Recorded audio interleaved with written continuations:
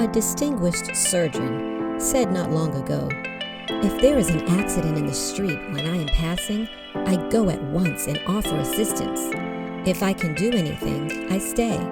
If I cannot, I leave. If I can do anything, no amount of blood or mutilation has any effect on me. I seem not to see it if I am at work. But if I can do nothing, cannot bear the sight of blood, it makes me ill." This is probably a not uncommon experience with sensitive people. It is certainly a significant experience. In great peril, nothing gives such poise and steadiness as having something to do which must be done on the instant. Very few men go into action for the first time without nervous trepidation, but when the order comes that sends them into the thick of the fight, danger is forgotten. To be halted or to stand at rest under a heavy fire tests the nerves of veterans. But the signal to move forward, even when it involves every chance of death, releases an immense and joyful energy. A man whose courage is known the world over said that he never had any sense of danger if he could do something. If living were a purely intellectual process, the position of the onlooker who had nothing to do would be ideal. Detached from the turmoil and disturbance about him, he could study his age and his country with clear eyes and at leisure.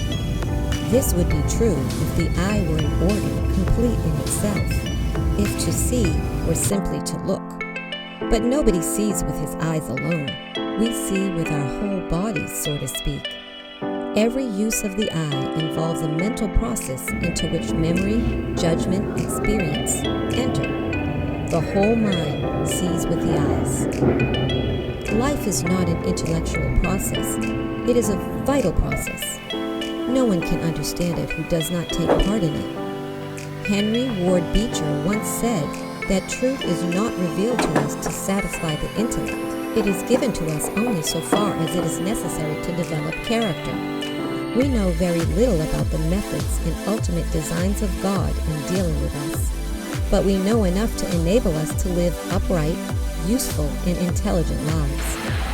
The vital truths come to us as the result, not of thinking, but of living. Deeper truth is taught us by sorrow than by the reason.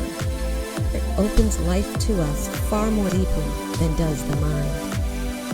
Words which assume the division of our natures into separate organs are necessary and convenient, but they are misleading if they give the impress that our natures are divisible and act through organs that are independent of one another. We are indivisible, and whatever we do involves mind and body, will, intellect, and heart.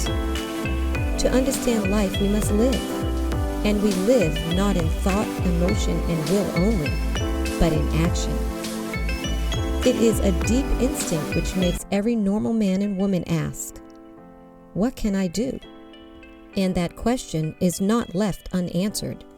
There is always something to do if we are willing to do it, and do not insist on doing something else.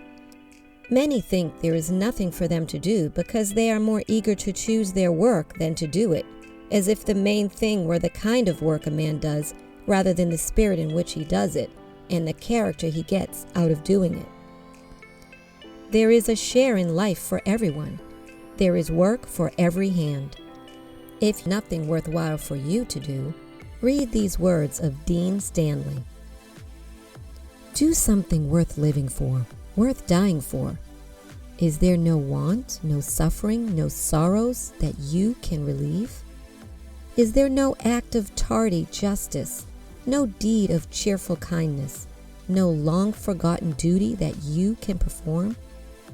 Is there no reconciliation of some ancient quarrel, no payment of some long outstanding debt, no courtesy or love or honor to be rendered to those to whom it has long been due?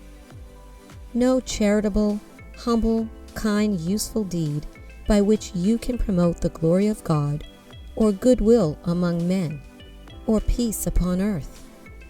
If there be any such deed, In God's name, in Christ's name, go and do it. End of chapter 54.